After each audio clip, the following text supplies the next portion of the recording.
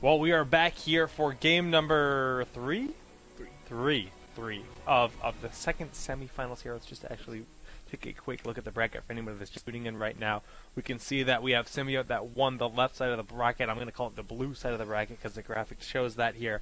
And we have currently Snowflake versus Glorious. It is presently 1-1 in the series, and we're going to hop right over to the pick ban phase. Now, we have all the players here in the lobby, and they're going to start going any moment here, and it looks like we have Glorious coming out with a ban on Tychus. Yeah, and we're actually going right back to Cursed Hollow.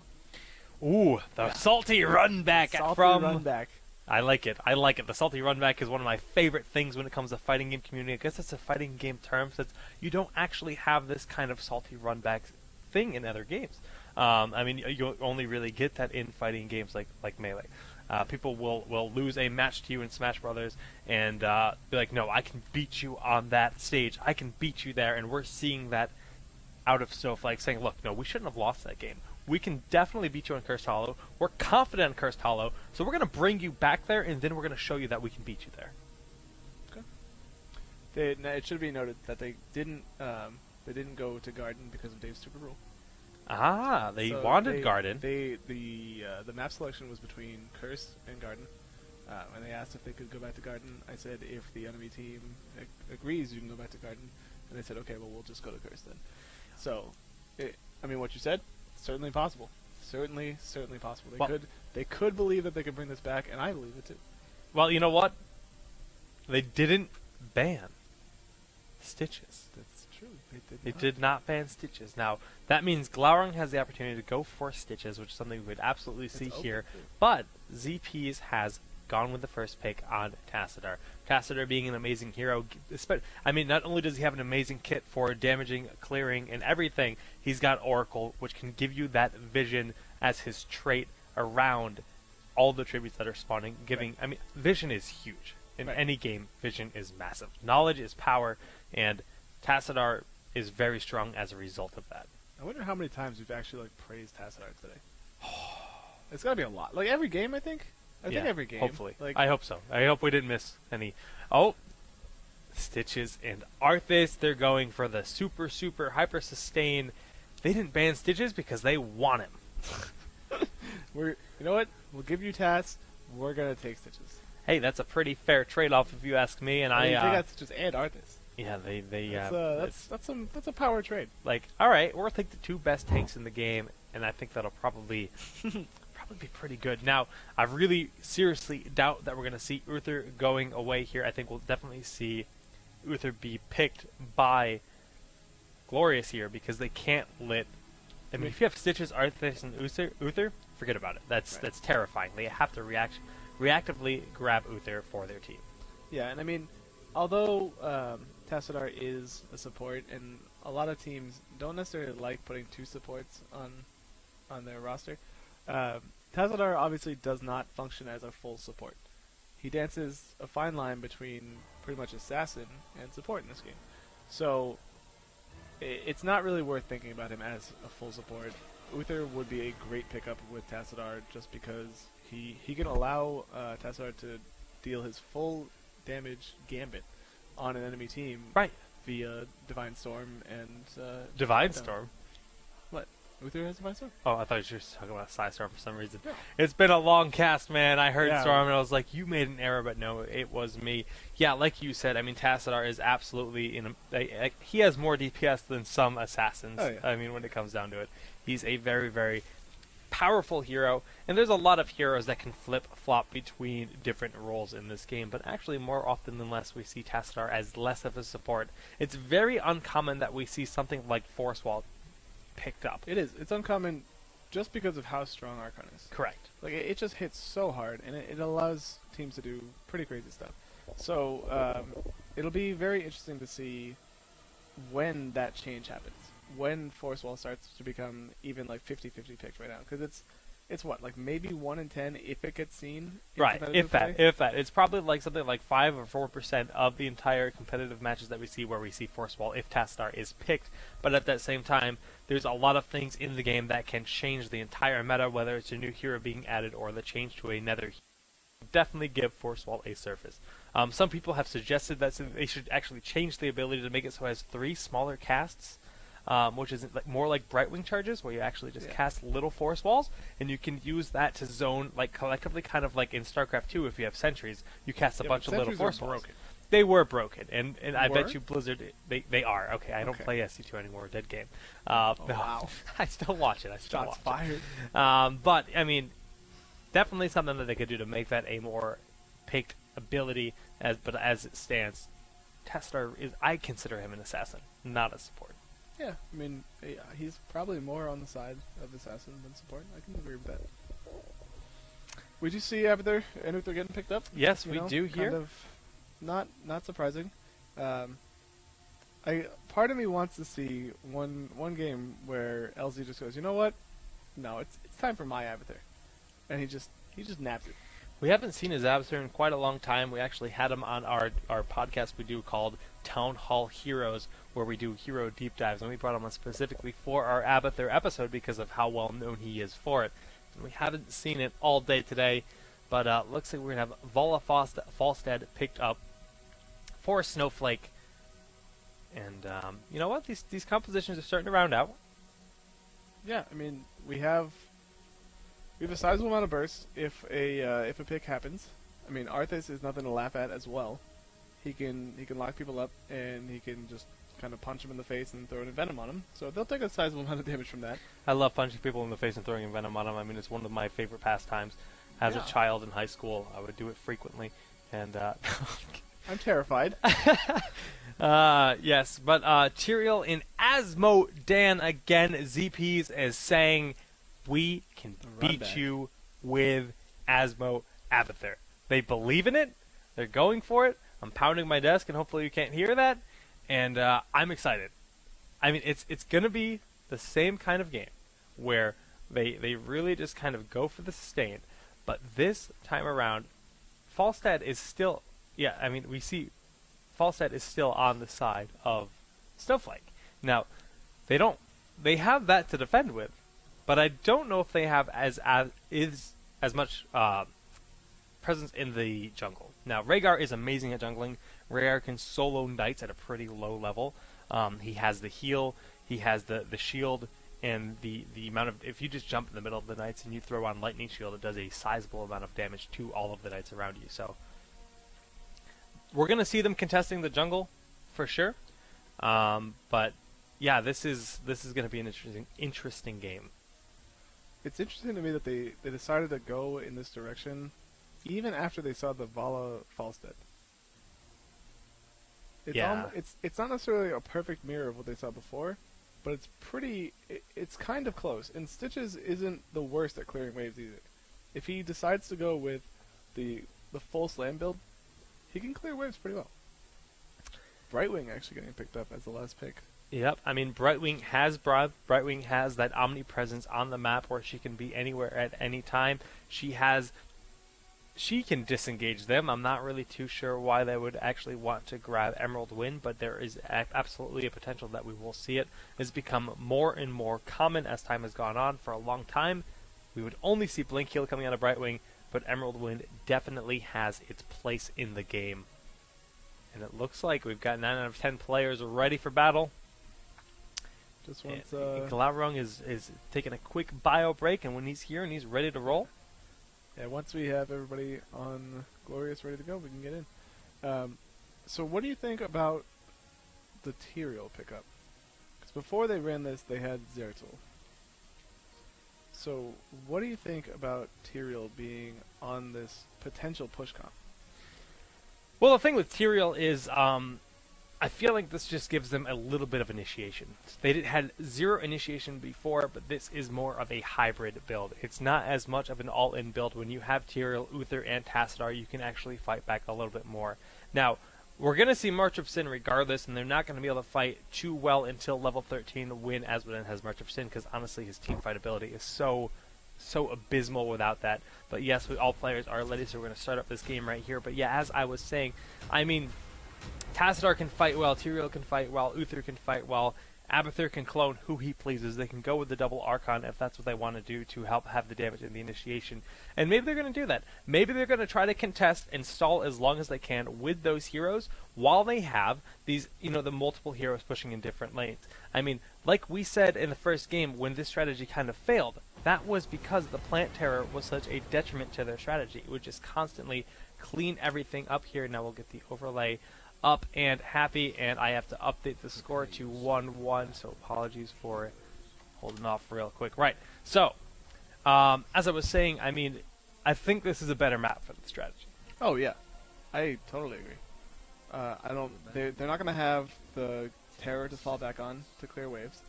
So if they do decide to repeat that wonderful push strat, I don't see too much that's going to be able to help them in terms of objective. Actually, there's pretty much nothing that'll help them in terms of objective, because Curse won't curse summon minions or anything like that. So it'll be interesting to see how they play this, and they're also dealing with the stitches. So if they do decide to go ahead and do this hard push strat, then Faye is going to have to either hit really, really good hooks all the time, or they're going to have her on some kind of slam build to help clear things. Well, we see them positioning here to try to get the hook on Asmodan, but Chthonluk steps forward instead of back. A very uncommon miss of the hook there, but does it matter? Yes, it does. Chthonluk lives by the skin of his teeth, and Chill Attack almost pays for it with his life. Asmodan's going for the globe! No, he actually stopped it hard, then he would have been just fine because he saw the play happening. Even if it did go where he was standing, he would have been fine. Still pretty hype. Still pretty hype. I mean, I love slam dunks. For sure. Shout out. How did he die? I actually did not see that at all. Well, missed first blood, no big deal. Yep. Not like it's important or anything.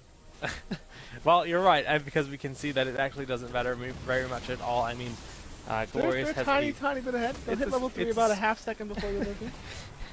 Oh, there it is. Yeah, hey, that's first blood, but value. Hey. Woo! All right, well, we have Tyrael here in the top lane doing pretty good damage to Keelax, but Keelax is in fact... There's no way Brightwing can even remotely stay on this No, matchup. and he's not going to be able to at all. I mean, granted, Brightwing can keep herself healed pretty effectively, as her passive does just pulse heals constantly, but I mean Glaurung's going to just keep the pressure on. This is actually the first game we've seen him on Tyrael all day today. Yeah, he's been on Zeratul every game, right? I don't think we've seen him on anything else. I think you are in fact correct. We almost saw him play Abathur, but that was a bit of a mind just game. Trolling. Yeah. Yeah, and like Brightwing, she can recall back, and if somebody rotates up really quickly, she can just teleport back as well. But it's like facing off against Tyrael is so annoying. It's so hard to deal with it because he gets in your face, he does damage to you, and you pretty much just take it. And we can actually see Snowflake rotating down here because I realize that they're pushing this lane as hard as they can. We can see all of these minions promoted, doing a boatload of damage, taking down the first tower already here. And we actually have, he doesn't have Merklord quite yet, so he might want to wait on the Giants. Yeah, Chthonluk opting to not take the Giants. He's going to want to wait until around level 7 so that he can grab that. Abathur is here, but Brightwing trying to contest the tribute that Glaurung is presently at. Now, Snowflake's all in position, and it doesn't look like Glorious is even going to try. They're just going to fall back, continue soaking, and continue pushing with their generals and promotes down here in the bottom. Right. And now this time, the last time we saw this strat from Glorious,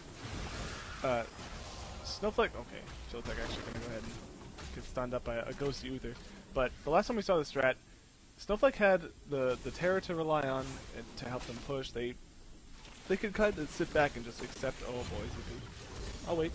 He's waiting to use his stun. Got him! Oh my god, Got him! barely through the wall. His foot was just right through the bottom of that wall, and not enough because... Kind of by the Achilles heel. Yeah, by the Achilles heel. Ripperoni and cheese is on the menu, and Glaurung is continuing to push here in the top lane. Now the second tribute is going to spawn, and I seriously doubt that we're going to see Glorious even look at it. They're just going to continue doing what they're doing and pressuring. This bottom lane is open. We should see some promotes come down here. The Locust is here, and it looked we like have Asmodan taking Giants right now. So yeah. Again, they're level not 7. gonna do anything You about have Merklord. We're going to see this come right down. He's going to be using his E to burn that giant down effectively. And Brightwing's actually doing a pretty good job at least soaking the top lane. She's not at a huge risk by being in the lane. As hard as Glaurung can push, she's doing a really impressive job. Yeah. And again, actually, this very is aggressive. not where you want to be, Cathan Luck. You have the offensive take here by Snowflake, really coming in their jungle. Call. Yes, by Snowflake, this is exactly what they should be doing. Getting in there and defending or denying as many mercs on the map as they can. But they're defending pretty well, standing into the E there, doing massive damage. It's like a Void Ray if you've ever played StarCraft 2. The E that comes out of Asmodee actually gets stronger. And the reason that it's very difficult to use early in the game is because it's hard to get someone to stand there for you long enough for it to do enough damage. But we actually saw the lockdown come in, and the damage was actually very significant. And at level 13, again, we see March of Sin come on it, makes it a lot better. But, well done. Well done. They actually managed to get the Knights, which is a big loss for Snowflake. Oh yeah, for sure. It's strange that I don't remember if Falstad was there, but if he wasn't there, he definitely needed to be. And it's hard. Like I talked about this the first time we saw the strat, where it's kind of like it's a mental thing. Like you know that once you start seeing the strat, you know that you're on a time clock. Because if they wait too long to make an aggressive action, then they're just going to fall behind. And granted, they did lose that night camp. They did lose that fight. But they're still ahead in experience. They're still able to contest the map, and they're going to get a free curse out of this. So they need to find a way to exploit this curse as much as possible. And they do have Brightwing pushing top. They do have Falstad pushing bottom. So they will be able to do something here with it. It's just a matter of how much will they get done during this limited time period. Here's the interesting thing compared to Cursed Hollow in Garden of Terror. When you promote your minions, you effectively can kind of negate the curse in one lane. If there's no one pushing that lane, your minions will do a pretty good job defending even though they're cursed. Because you give them that 300% HP, and it heals that one individual minion up, and it buffs the other ones a little bit. But if you buff one of the warriors in the front with the general, and you gift that general in the lane, they're going to tank pretty well in that lane, but we see Snowflake pressuring this keep very hard, and we actually do have LZ Gamer just in the bottom lane getting as much XP for his team as possible. He's just going at it. That's his plan. He does have Seasoned Marksman, so he will be trying to stack that as much as possible, which is why we've probably not seen him move too much around the map. And I like that call, because if there's a point where Gloria starts sending creeps down to his lane, he's just going to get more stacks from them. So if that's the case, he's getting free buffs basically. Granted, it obviously takes some stuff off of his side of the map. It'll do damage to buildings, but it'll be okay. Wow. So look at this. ZP's came down, shielded his tower, and he threw down a mule. Now LZ Gamer doesn't want to let this go untested. He wants to burn down that tower with every bit that he has, but the mule is actually already healing quite a bit. We see the ammo regenerating incredibly effectively, and I mean, it's not going to defend it for too long, but it's a nice play by ZPs. So they will be able to take mid tower. This is Snowflake, obviously. Snowflake will be able to take mid tower. They should be able to pressure down bottom tower. Really, really risky decision right there from Avather to do that, but he's not going to pay for it. If LZ decided to just encroach a tiny little bit and start attacking that tower, probably would have seen him and would have been able to take him out very easily. Or at the very minimum, force an ult out of Avather. Well, there's no way for us to actually check the stacks on Seasoned Marksman, which is a bummer, because I feel like LZ Gamer is going to be very well fed getting all these minion kills in the bottom lane constantly. We have both teams taking their respective Grave Golems on their sides of the map, and we're going to see Brightwing just kind of poke around and see what's going on. She can always just use Phase Shift to get out of here. We see the Heroic going down, and the double Heroic just to get a kill. Now, they used 2 Heroics there. Oh, if they don't even get the kill, she blinked onto a minion. Nice play by Keelax, having the minions available to do that. 2 Heroics were effectively wasted. Now, here is a decision making that is extremely on point. There's no reason for Snowflake to fall back right now. So they trade an outer tower. It happens. But they have this crazy big push going on down bottom that they're going to have giants, they're going to have a golem, and they're going to have all 5 people there. I'm actually surprised that they're backing off right now. They just saw 2 huge ults get burnt. Yeah, I mean, I feel like they might not have realized it. I mean, maybe Brightwing didn't speak up. Maybe Keelax didn't say, hey, look, they have 2 Heroics on cooldown. Granted, they can all just hit tab to look at it, but Yeah, that's really interesting. They're not capitalizing on it because, like you said, they could have gone all out for that. Yeah, they really could have. I mean, they got the wall down, it's a win. They got the Giants, it's a win. They didn't lose anything for sure. Right. But they you could have capitalized a little bit better. Yeah. So, I mean, I guess play it safe. Play it safe is fine. But at some point, you know, you're going to have to pull that trigger. They are still ahead in level. So they do have the level lead in this game. If they do hit level 16, which looks like they're on par, to do that before Glorious, then they can use probably Fishing Hook to get a pick and then move on from there. And if that's their game plan, then that's great. As long as they execute it well afterwards, it should be alright. Yeah, I mean, I definitely agree with that, but we have the Knights here pushing, and we have, you know, just the bottom lane once again is building up a little bit with bigger minions, and Abathur says, hey, look, delicious marksman stacks for me. He's going to go gather those up while these Knights continue to push, but even though they're Merklord Knights, the team is here ready to defend. Brightwing is soaking the top lane, and Snowflake is playing this exactly how they need to be. Defending where they have to, miss on the hook from ZPs, and they're just going to keep on playing safe until they grab the tributes and make their push using the map objective. We do see Fishing Hook did come out, so that's a thing.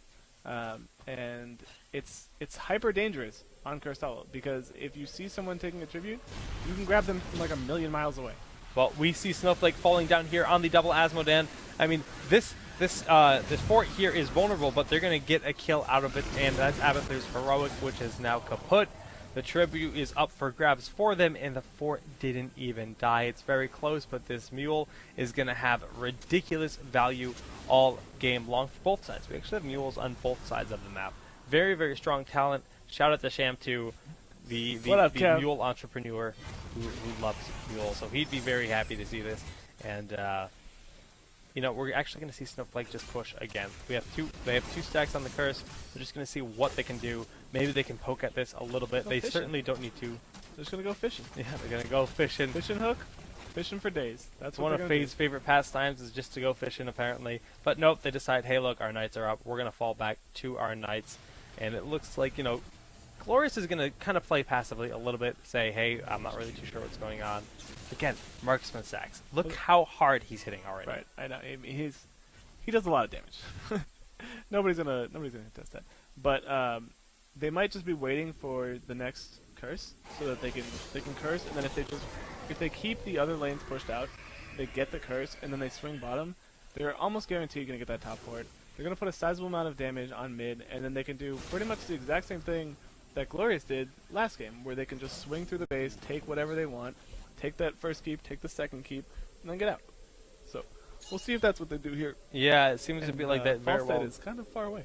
Could be their plan. His fly should be on cooldown, though. He flew a decent amount of time ago, and we should definitely see his fly happen any moment here. Now, we see that Snowflake is actually just going to clean up this creep wave. I bet Falstead's crying a little bit because he didn't get any of those stacks, but we have all of the members waiting right here. They know they have the watchtower, and they're just going to passively sit behind until they see someone try to channel and do the full initiation. They're ready for a team fight. At this point in the game, they said, hey, look, we know you're going to get second, but getting the poke on Chthonluck there, very nice, but Glaurung comes in and says, no, get off my teammate.